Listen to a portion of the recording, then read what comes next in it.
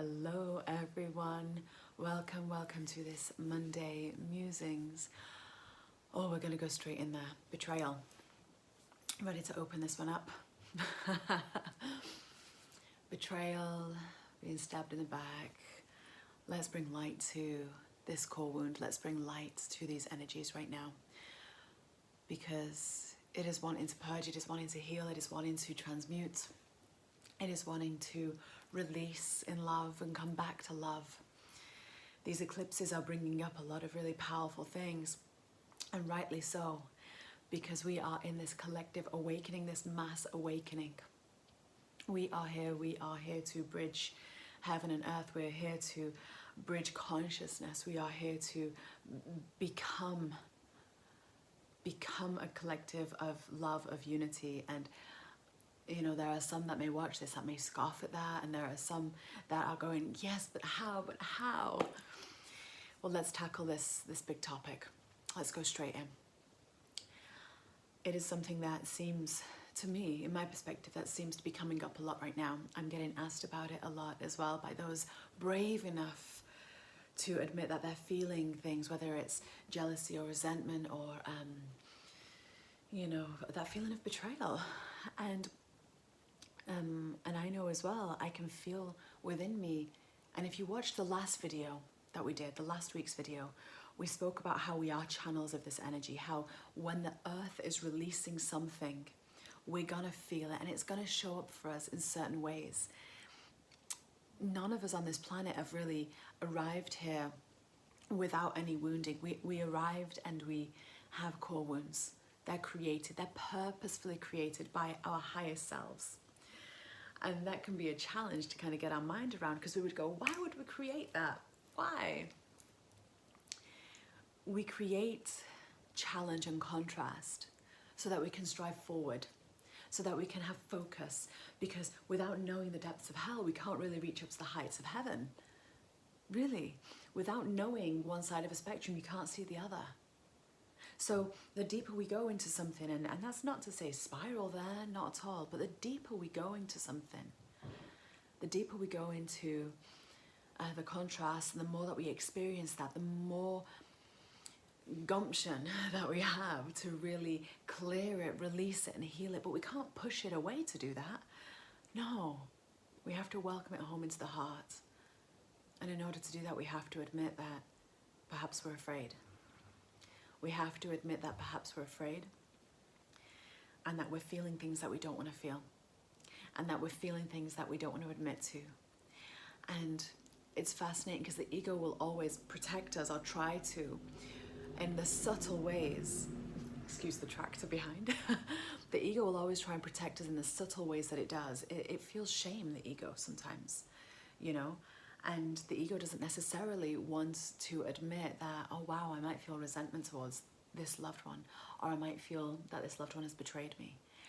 But really, and I really implore you to just open your hearts just for a moment here to really receive this and to see how this resonates. From my understanding and from what my team bring me, and for my own experience, yes, we are channels of energy. Yes, those energies move through us. Yes, we can choose to identify with those energies if we want. But the higher alchemy that we're all doing right now is being the channel that lets that energy move through back to love. The core wounds that we have when we are born, and the collective ocean that we are absorbing from being born, is hidden and held within ourselves, within our DNA, within our fascia, within our body.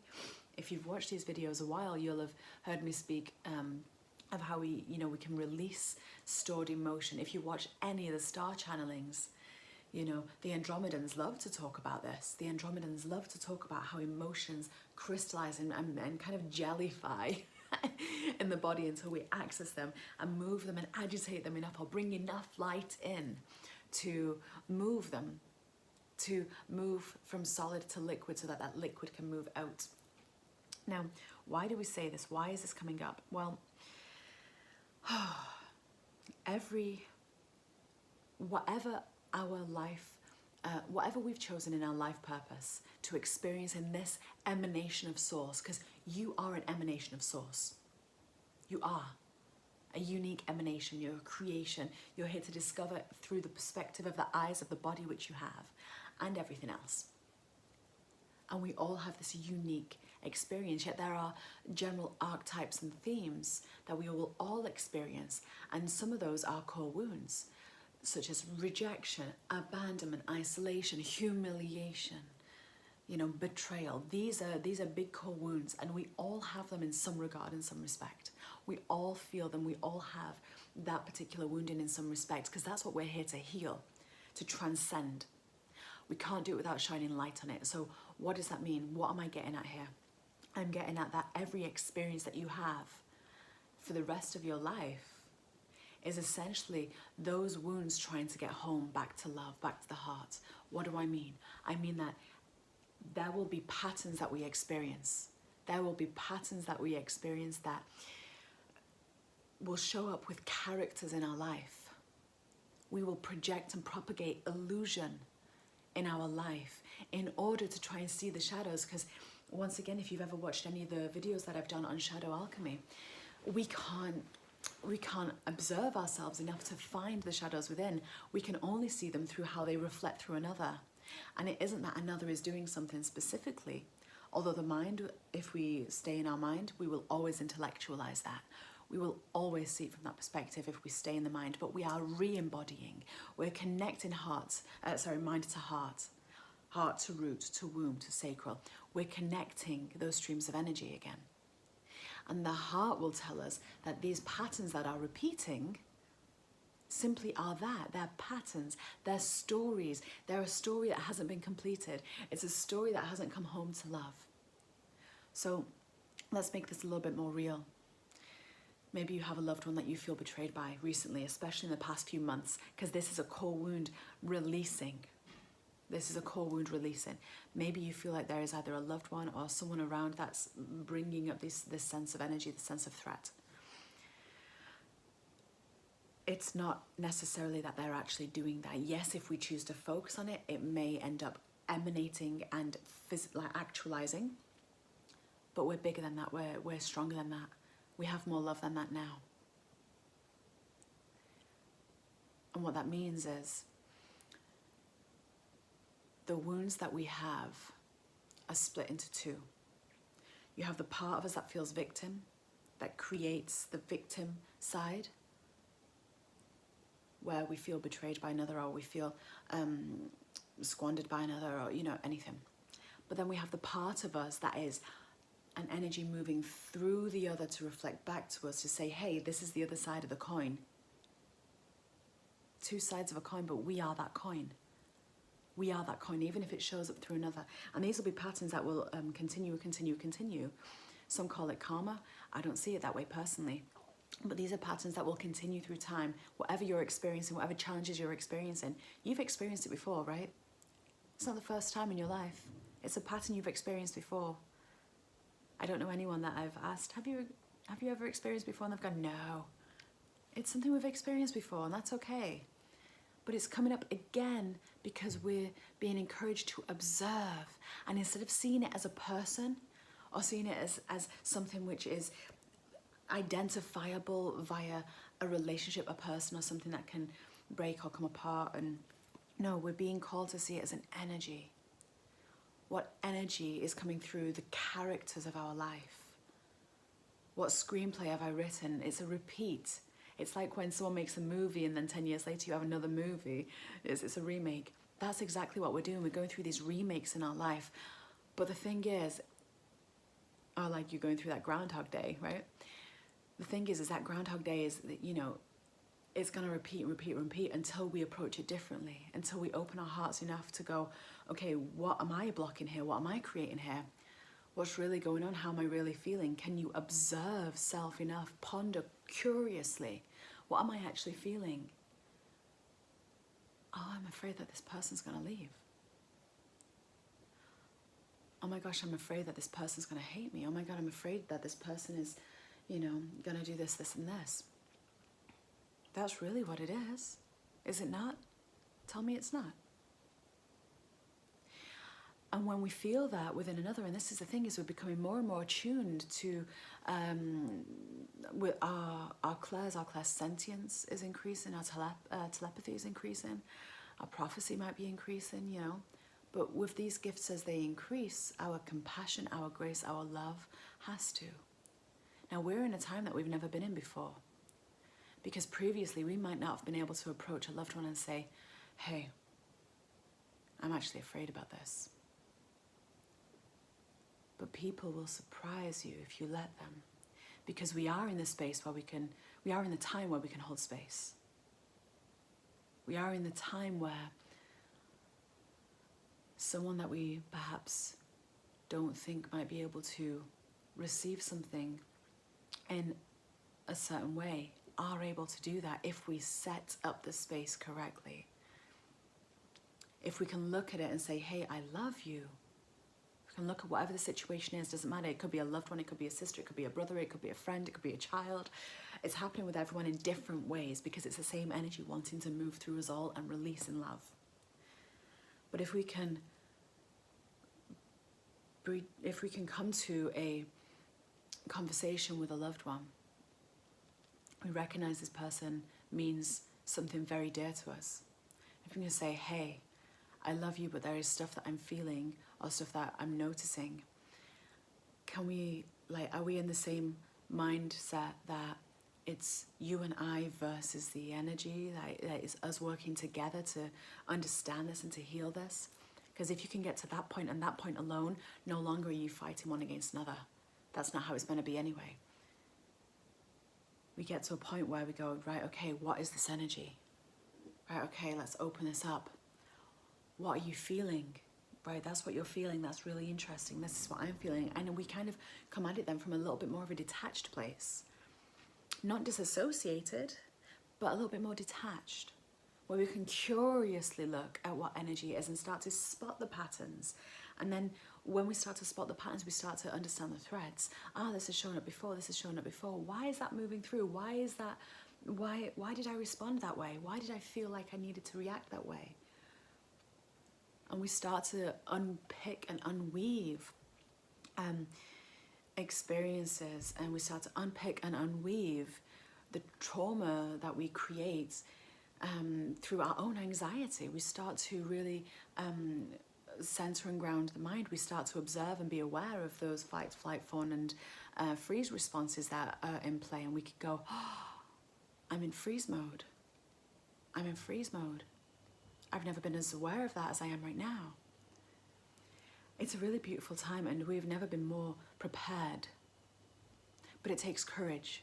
It takes courage, and it takes vulnerability, and it takes brevity. And it takes all these things that you have bucket loads of. And so if you're experiencing something right now, have these conversations with yourself. Have these conversations with your team. If you are brave enough to invite a conversation, to open a communication in love, in love's name, with a loved one that you perhaps are struggling with, that there is energy that you're struggling with that's been challenging. If you both have that brevity, and let me tell you now, we've never had more courage than we have right now in this world. And that courage brings in such deep love and connection. Remember, it is not you against a loved one. It is two of you together, observing the energy patterns. A couple of interesting things that are coming up, and what I've noticed is, it's kind of like, yes, the core wounds are maybe parental, as usually they are. They're from someone who's had that role of either a parent or a caregiver, primary caregiver in our life. That's where our core wounds tend to come from, right? And once again, we choose them. Let's not be a victim here. Let's not say because of our parents, because they had the same, and in reincarnation, we could have been their great-grandparents. So let's not play that game. But what we do get to do is we get to observe that, maybe it's not just that, maybe this is sibling rivalry coming up as well, because that is being called in to heal. And maybe even if whether you were an only child or not, if whomever may have had that role, that could be another parent, that could be competition for your father's attention. with your mother. That could be a core wound coming up where there was perceived competition, lack of value, lack of self-worth coming up from being a child. That could be with a sibling, showing up in a very interesting way. It could be moments in time, as the Andromedans say when we channel the Andromedans. They love talking about this, those frozen moments in time where we've had an experience that's been so emotional for us that it's tore us apart, essentially, and that part of us is frozen in time, creating this repetition in order to bring that part of us back.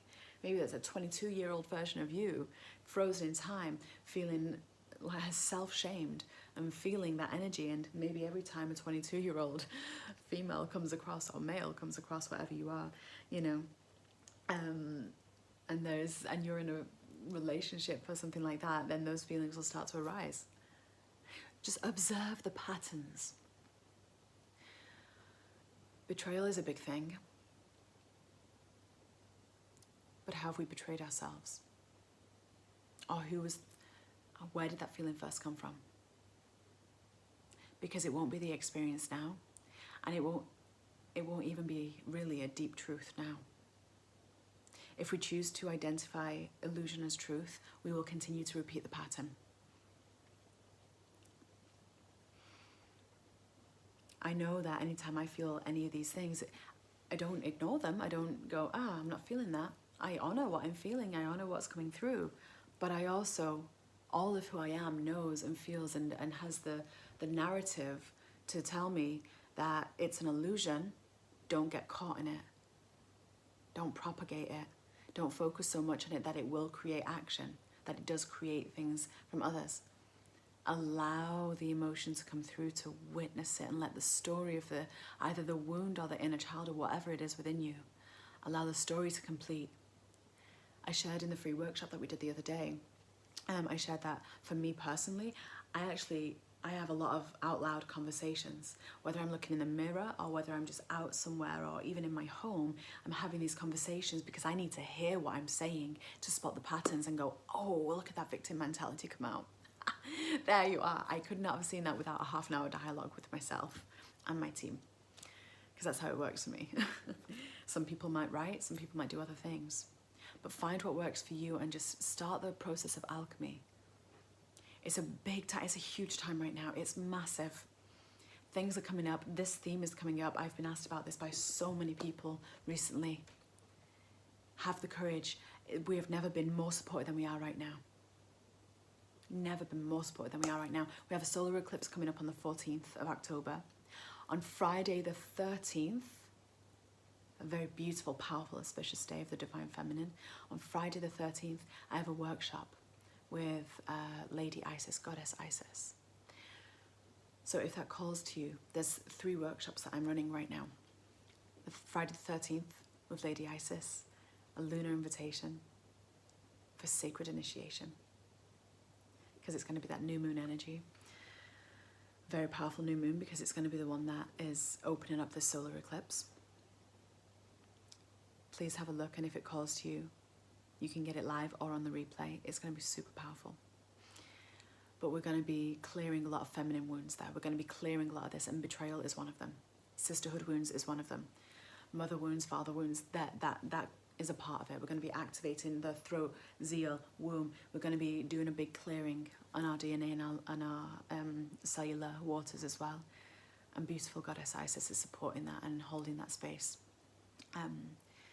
2 weeks later, on the 28th of October, we have an initiation with Ra for the lunar eclipse. So it's a full moon. And that's going to be doing the same, but with all the divine masculine stuff rising up. So that's brotherhoods and things like that as well. Doesn't matter what gender you are, we have all those things going on within us, showing up in the world right now. And then on the 5th of November, remember the 5th of November, we have Horus celebrating the divine union. The alchemies of Horus. So from me to you, I hope this has been helpful. Let me know in the comments. If you're new to this channel, do subscribe, do share the videos if it's helpful. We're here to serve, we're here to share, we're here to remind one another the love that we are. And I see you in your brevity, your courage. I even see you in the fear, and I see you acknowledge that. Because it's only when we acknowledge something that we actually release the binds that it has over us. And it doesn't matter how old we are, how young we are, how long we've been in this path of self-realization, it doesn't matter. We all have fears. It's just whether we choose to have the brevity to admit it. I love you all. I will see you all on Friday the 13th. If not, in the Wednesday meditations and Saturday star channelings. Lots of love from me to you. Oh, and this week, just because I asked the question yesterday, oh, not yesterday, but when you see this, it's Monday, of course. But I asked the question on Friday if daily videos, because I'm preparing my body needs a bit of a cleanse, my mind, my emotions, my body. And so for those that have followed me for a while, I'm on a breatharian journey. So every now and then I'll do extended dry fasts. And so I'm going to be doing 3 days of juicing, then 3 days of water, then 3 days of sunlight. And if it calls to you, I'll be documenting each day. So that'll be on social media for you to watch. It'll be a video a day. But if it calls to you, if you've ever been curious about how to do a juice feast or a water feast and things like that, what might occur, what's happening in the body, tune into those. They might be super helpful. Okay. So much love. Bye for now.